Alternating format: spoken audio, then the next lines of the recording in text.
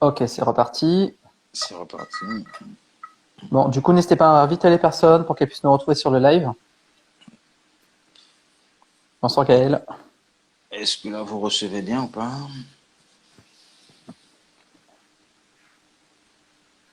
Il faut nous dire hein, si c'est bien reparti. Étienne, est-ce que tu peux nous faire un petit retour pour nous dire si tu nous entends bien, s'il te plaît?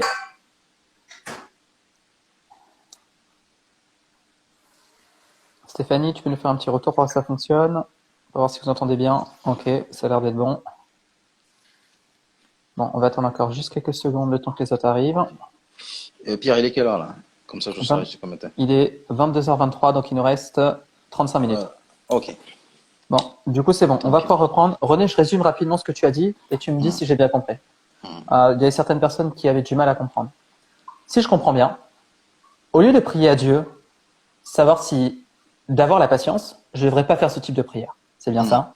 hum, Je devrais tout simplement réaliser que je suis incapable d'être plus patient. Et c'est vrai. Lorsque je prie pour être plus patient, je suis encore plus impatient. Même mon expérience à moi me le dit. hum, Donc, je dois dire tout simplement réaliser que moi, je suis pas capable en fait de produire cet amour ou cette patience. hum, Et tu as dit une chose, c'est que je ne forme qu'un avec Dieu. Je suis un avec l'arbre. Je suis son hum, sarment. hum. Donc, je dois tout simplement me dire que la seule chose que je peux faire, c'est aimer. C'est bien ça. Et être patient. Je ne dois Ok. pas essayer d'être patient. Je dois tout simplement laisser manifester ce que Jésus a déposé en moi. C'est ça? Exact. Et là, je vais expliquer quelque chose pour faire comprendre un peu aux autres quelque chose de très simple en fait. Parce que c'est le Hum, point le plus difficile de la vie chrétienne, ce qu'on est en train de parler là.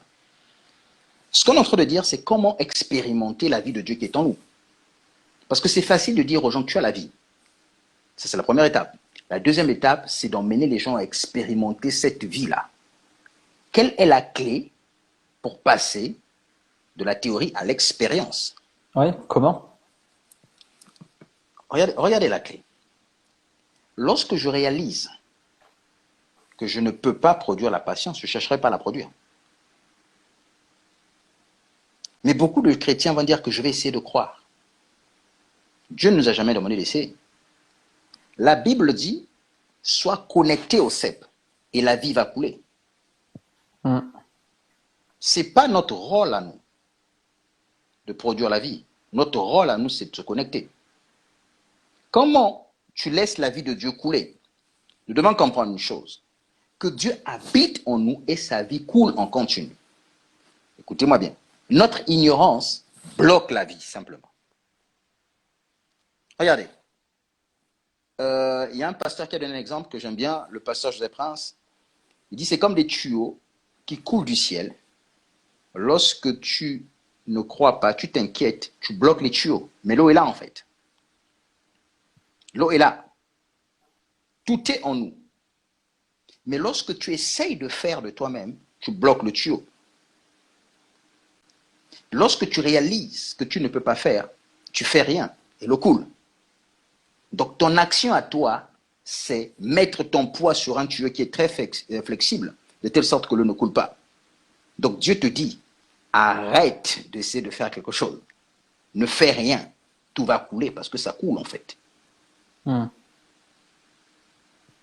C'est ça, parce que nous sommes connectés à lui. La vie est là en fait. Mon lâcher-prise ne va pas emmener la vie. Le lâcher-prise va simplement laisser la vie couler en fait.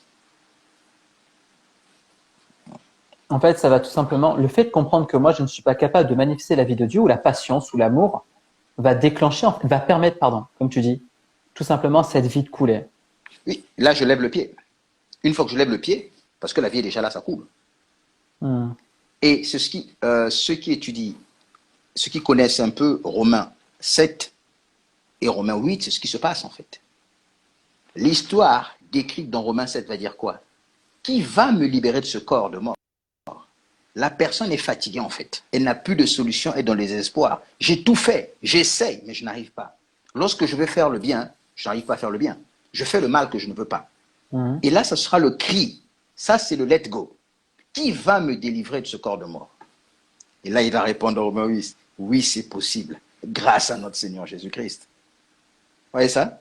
Il a beaucoup essayé. Mais lorsqu'il a pris conscience, écoutez, j'ai tout essayé, je ne peux plus en fait. Un exemple qui est simple, tous on est connectés là. Polytechnique X, c'est l'une des premières écoles en France, ça demande un très bon niveau en mathématiques pour y arriver. Ils sont vraiment sélectionnés. C'est les élèves les plus bons en mathématiques et en physique qui vont faire Polytechnique. Mais quand tu sais que tu n'es pas bon en mathématiques, est-ce que tu vas oser t'inscrire en prépa pour faire Polytechnique? Bien sûr que non. Mais c'est la même chose. Mm. Oui. Réalisons juste que moi, en tant qu'homme, je suis incapable de produire ça. Il n'y a que Dieu qui peut le produire.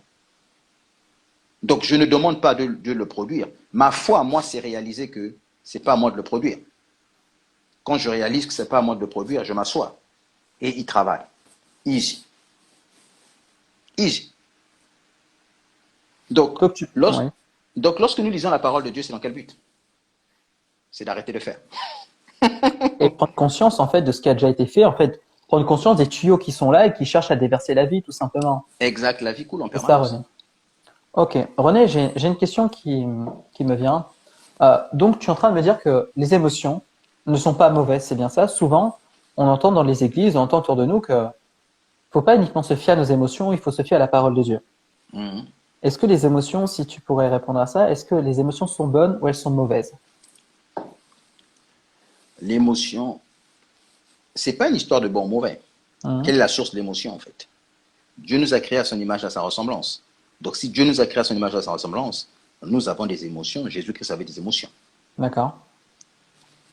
Souvent, on va taper sur les émotions. On ne va pas taper sur les pensées. Est-ce que toutes les pensées sont bonnes? Mais non. Mhm. Il y a des pensées de meurtre. Il y a des pensées de vol. Il y a des pensées d'amour. Vous voyez? L'émotion n'est pas le problème. Quelle est la vie qui coule à travers l'émotion? Si c'est l'amour de Dieu qui est exprimé, la joie de Dieu, la douceur de Dieu, il n'y a pas de problème. Ok. Il n'y a pas de problème. Donc, ce n'est pas une histoire du mot émotion, c'est la source en fait. Le Seigneur coule à travers toutes les parties de l'être humain. Esprit, âme et corps. Le Saint-Esprit n'habite pas simplement dans notre esprit. Il prend sa source dans l'esprit, dans l'âme et dans le corps. Dieu veut influencer notre être totalement. Posons la question, est-ce que Jésus-Christ n'avait pas des émotions? C'était un homme quand même. Oui, la Bible Il dit a... qu'il était ému de compassion à plusieurs reprises, que même des fois il avait peur Exact, dans le jardin de Gethsémane, oui. exact. Comme il était ému de Mhm. compassion, il guérissait. Mhm. La Bible dit qu'il guérissait. La compassion fait partie des émotions.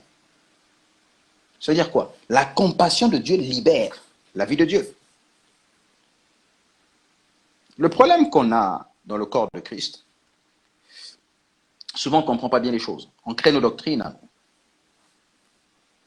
Tu vois. Tout ce que Dieu a créé, Dieu a vu que c'était bon. Dire que les émotions sont mauvaises, c'est péché. Je Mhm. pèse bien mes mots, c'est péché. Parce que Dieu n'a pas dit que c'était mauvais. Maintenant, quelle est la source? Qu'est-ce qui alimente tes émotions?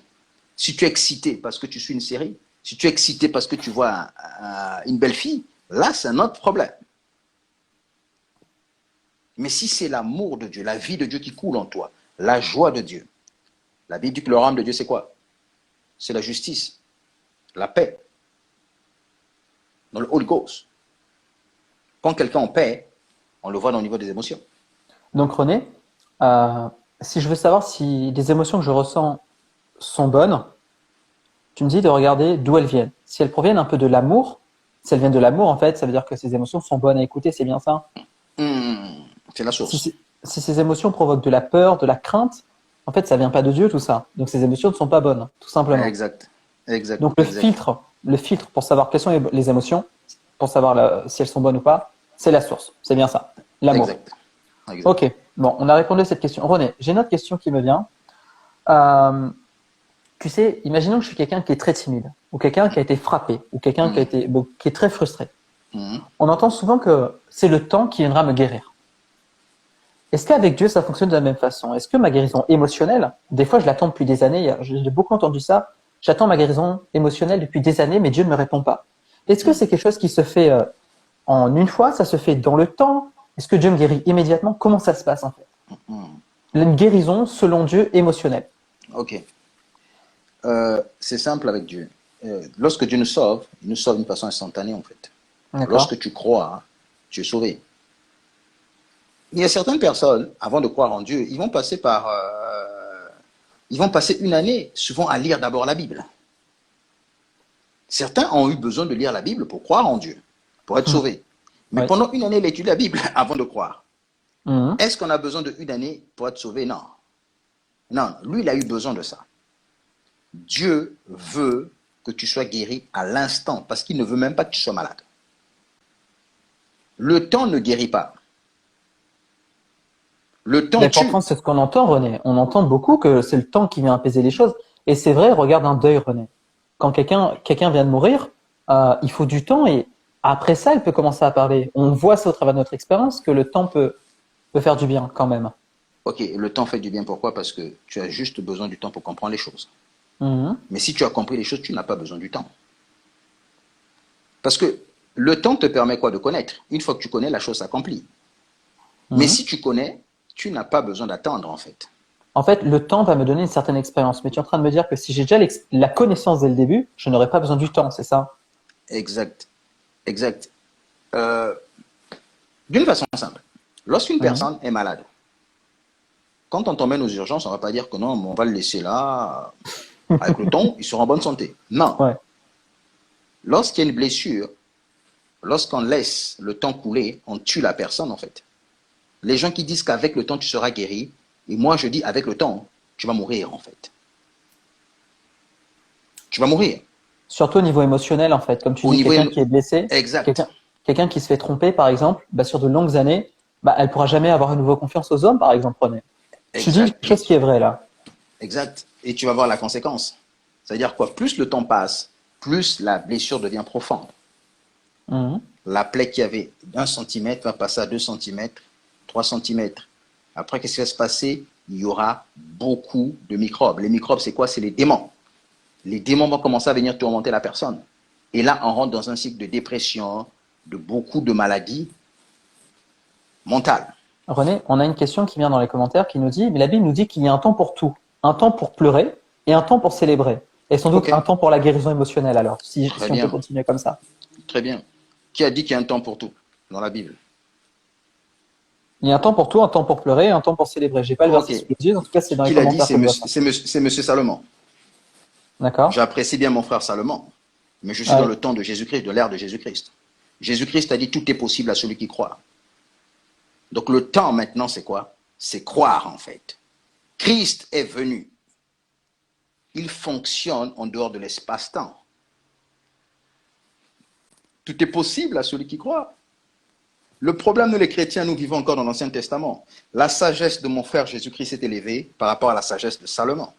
Ne vivons pas avec la sagesse de Salomon, vivons avec la sagesse de Christ. La Bible dit dans 1 Corinthiens 1,30 que Christ est devenu ma sagesse, pas Salomon. Il y a des choses que je peux prendre de Salomon, mais ce que Mhm. Christ me dit, il y a plus que ça en fait. C'est plus une histoire de temps. Tout est possible à celui qui croit. Donc nous décidons. Si tu choisis de croire ce soir, tu seras guéri. Je peux vous assurer, avant que je puisse faire ce live-là, de 19h à 20h30, j'étais avec une personne, le Seigneur l'a guéri de plusieurs blessures émotionnelles en 1 heure. My God. Et des choses qui dataient de son enfance. Vous voyez ça?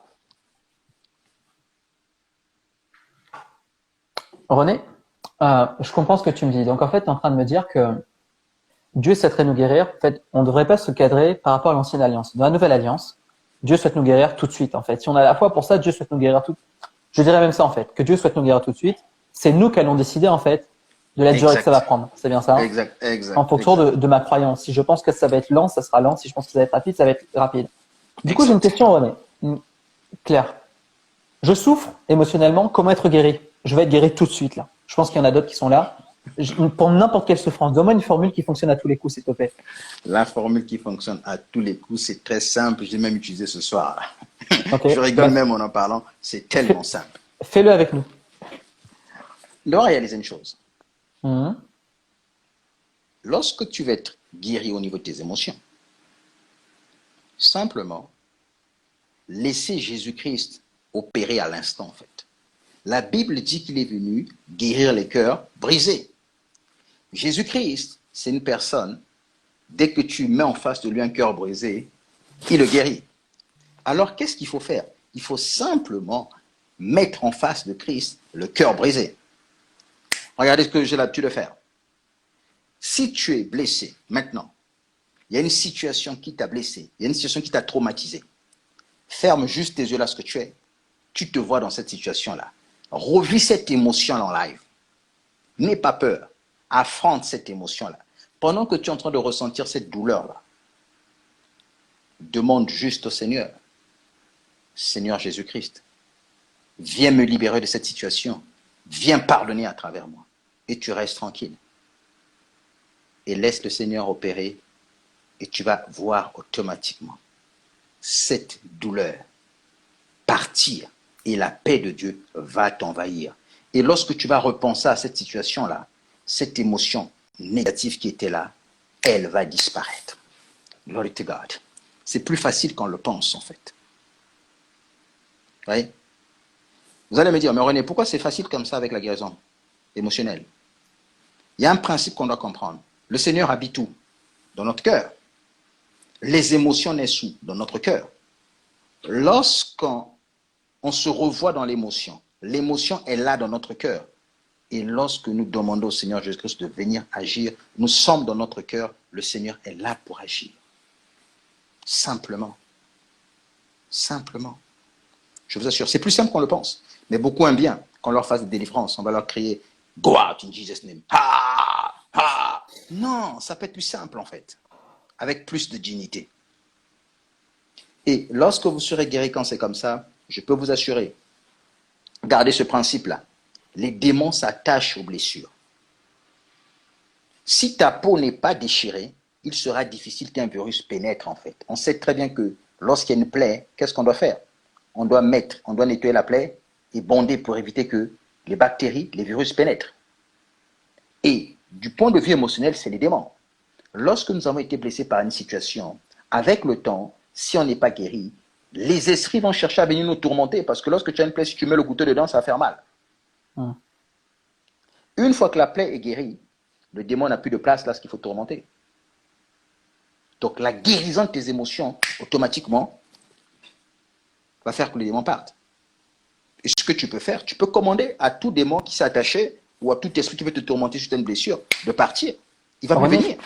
Tu veux dire par là que je peux avoir des démons qui sont en moi? Est-ce que et j'ai peur moi du coup si tu me parles de ça là. Non. Je vais répondre. C'est une bonne question. C'est pas que tu auras les démons. Le fait que tu sois blessé, les démons vont venir te tourmenter. Je vais t'expliquer d'une façon simple.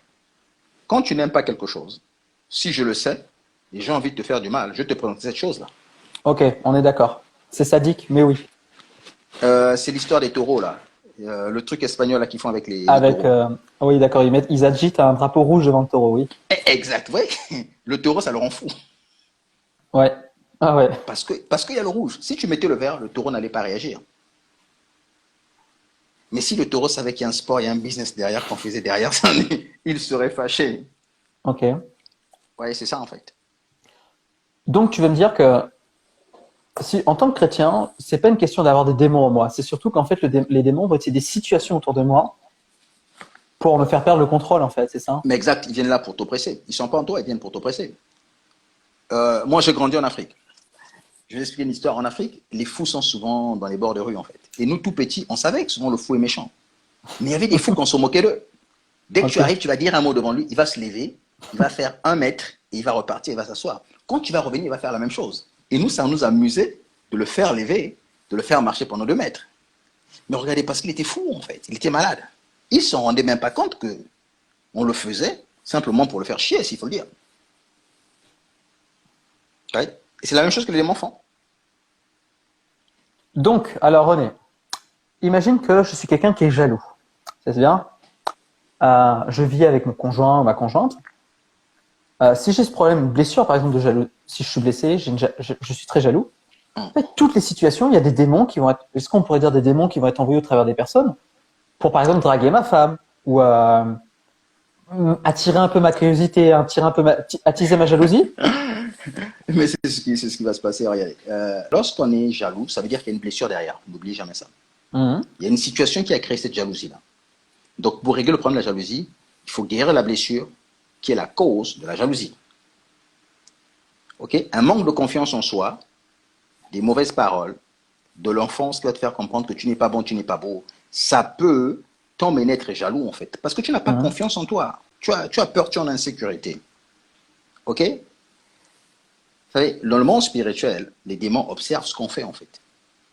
Avec le temps, ils vont réaliser que non, tu as ce problème-là. Et qu'est-ce qu'ils vont faire? Eux, ils aiment bien tourmenter les gens. Mhm.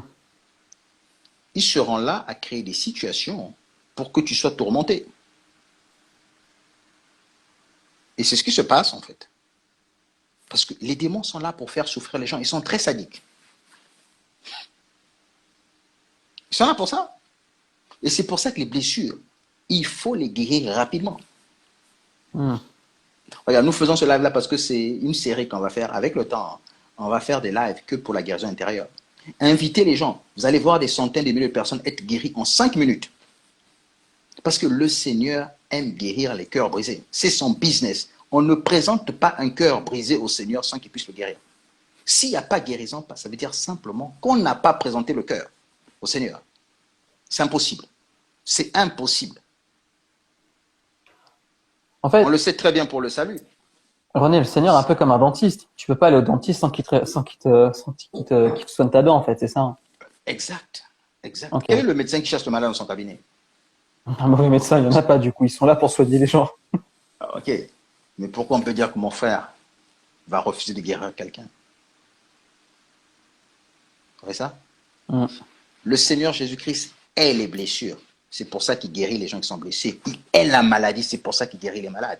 René, est-ce qu'il y a une condition à cette guérison avec Dieu? Est-ce que, par exemple, un péché peut m'empêcher d'être... Imagine que, tu sais quoi, je suis blessé, mais j'aime être comme ça.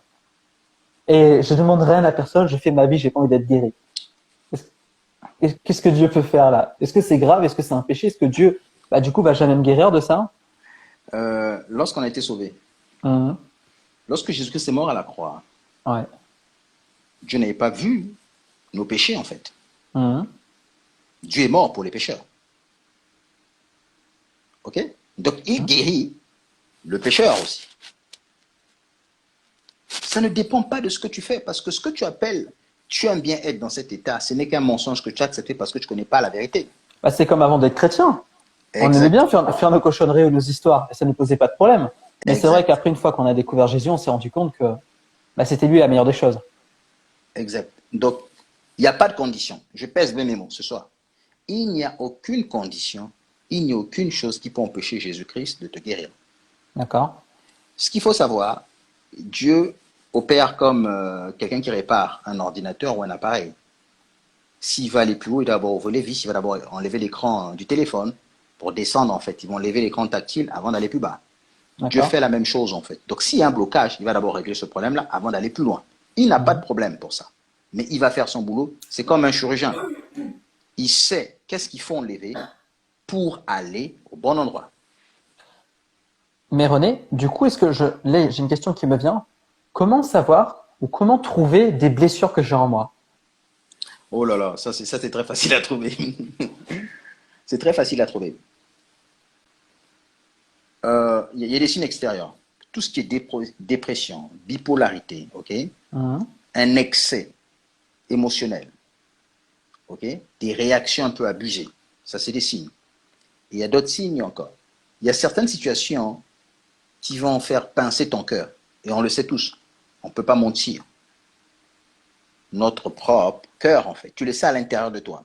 Par exemple, lorsque tu vois tel frère là, qui t'a mal parlé, et tout d'un coup, tu n'es pas bien. Tu as l'amertume. Ça, tu peux le voir. OK? Et Mhm. il y a certaines choses que tu as oubliées. Ça peut être des blessures qui datent de l'enfance. Et comme la sœur est en train de dire, le Saint-Esprit veut le montrer. Pourquoi? Parce que le Saint-Esprit veut que nous soyons comme Christ. Il est là pour nous conduire dans toute la vérité. Donc, lorsqu'il t'éclaire, automatiquement, tu remarques que là, il y a un problème et il opère.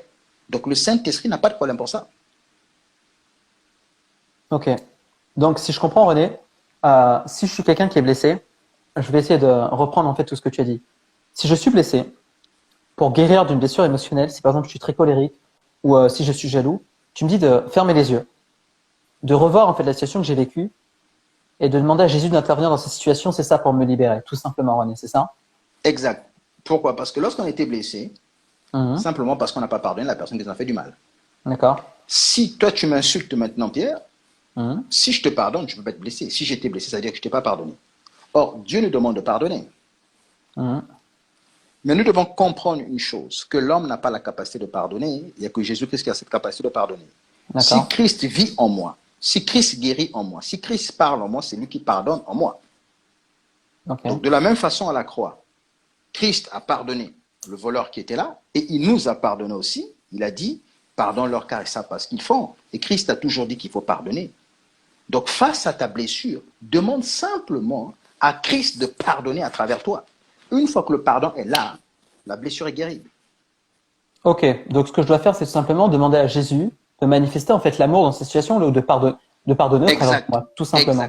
Exact. Et nous devons reconnaître que nous sommes incapables de pardonner. Beaucoup de chrétiens pensent qu'ils sont capables de pardonner. Ils disent qu'ils ont pardonné, ce n'est que de la bouche en fait. Ça ne vient pas de leur cœur.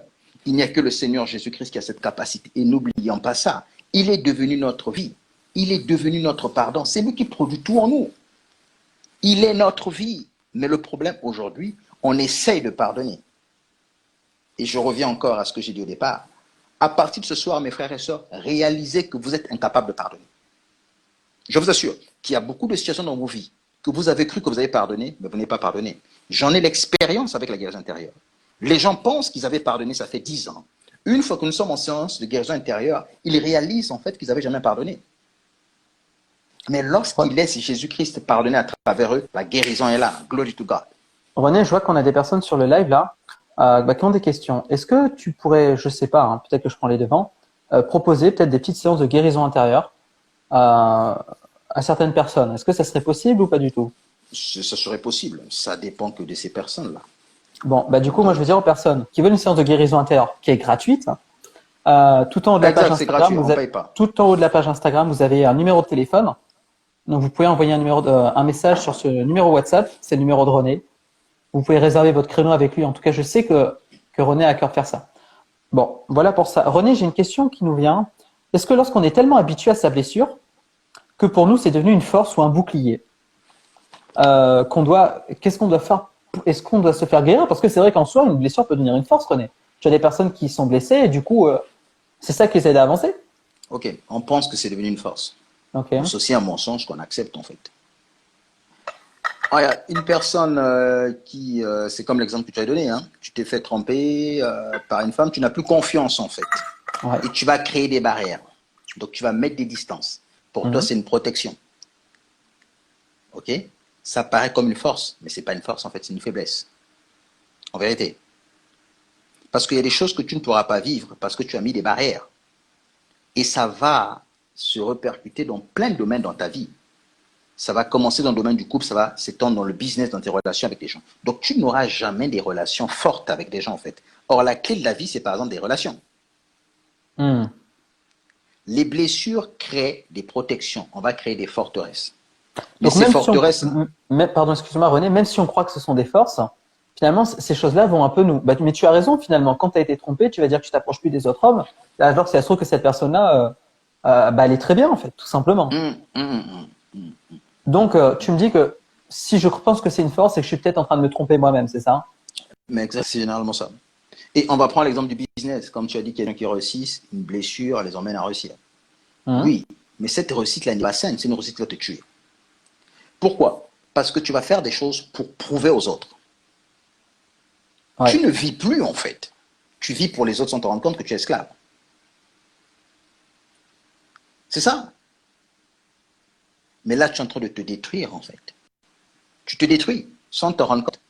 Tu as réussi, est-ce que tu es vraiment heureux? Tu es beaucoup stressé, mais tu ne le dis pas aux gens.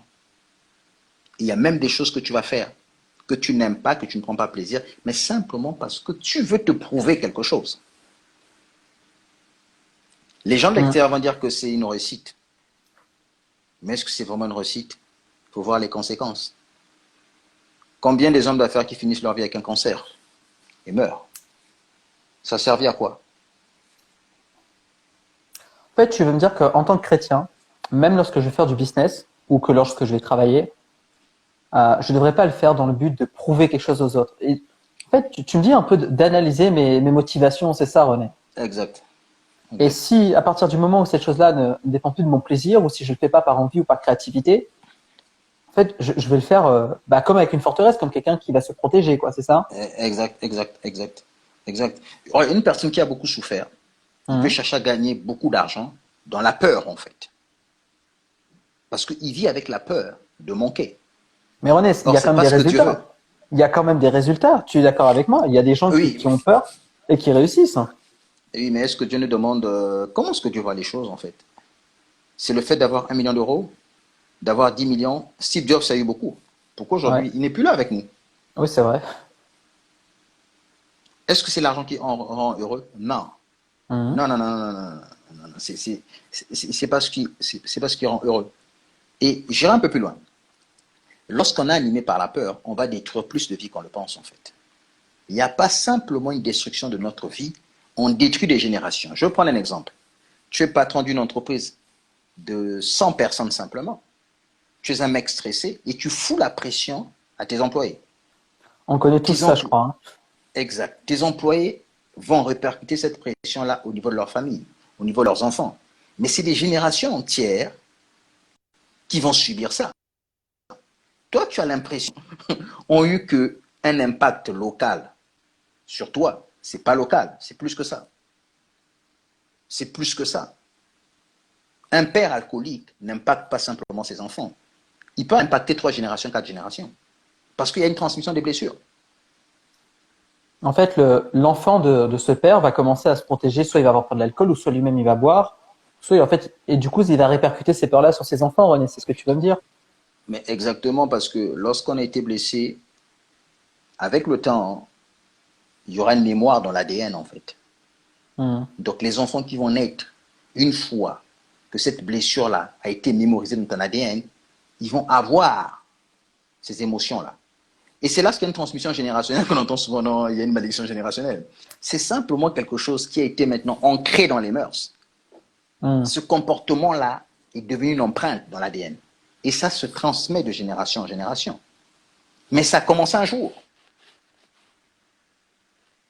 Ouais, ça Mais du commence coup, un jour. en tant que chrétien, René, est-ce que je peux me libérer? Tu me parles de ces histoires générationnelles. Souvent, on a l'impression que c'est très compliqué de sortir ces choses-là.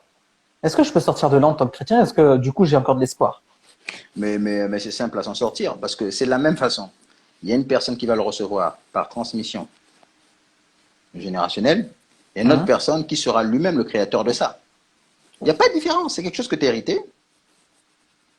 Regarde, c'est très simple, hein. Tu peux être contaminé par le sida en t'injectant le virus ou Mhm. par des relations avec quelqu'un. Il n'y a pas de différence. Tu as la même maladie, ça se soigne de la même façon.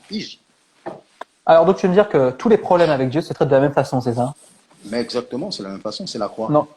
La croix, en fait, le fait d'accepter que comme quoi Jésus est mort pour nous, que nous aussi on Exact. est mort avec lui, et Hmm. qu'ensuite on a une nouvelle vie qui débute, c'est ça? Que tout reste derrière. C'est bien ça, René? Exact. Exact. C'est comme si si je peux imaginer là, tu as un grand fleuve. Le fleuve fonctionne très bien jusqu'au moment où on construit un barrage. Tout ce qui était avant, en fait, reste de l'autre côté, avec un nouveau fleuve qui va de l'autre côté, c'est ça, hein? Exact. Exact. Ok, donc en soi, les impacts, ces histoires générationnelles, ces malédictions, ou même, bah René, on pourrait même dire que les blessures, en fait. Les blessures, c'est un peu la même chose. Comment sortir d'une blessure? C'est accepter, en fait, que Jésus a pris cette blessure-là sur lui, et qu'aujourd'hui je suis une nouvelle création et que je vais aimer n'importe qui, c'est ça? Enfin, que Dieu en moi va aimer n'importe qui. Ou je prends Exact. conscience que j'aime n'importe qui. Exact. Exact. Exact. Ok, je comprends. Ok, ok. René, on arrive sur la fin du live. Hmm. En tout cas, merci à tous d'avoir été présents.